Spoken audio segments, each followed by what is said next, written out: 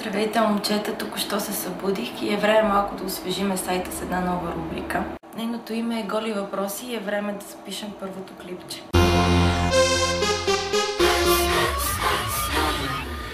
Много хора в днешно време не смятат за задължително използването на презервативи. Други обаче мислят, че презервативът е задължителен в секса, защото предпазва не само от болести, но и от нежелана бременност.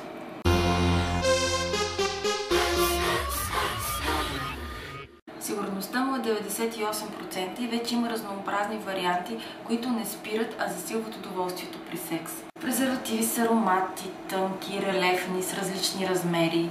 Презервативи с конч отпред, които някои жени слагат на своя жребец.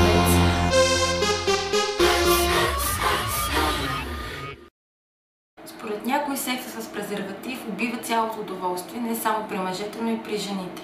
От друга страна, според противниците на презерватива съществува голяма опасност той да се скъса или изхлузи и да направи доста поразии повече отколкото се очакват и затова доста хора не му се доверяват. Те казват, защо да слагам презерватив, като той ще се скъса?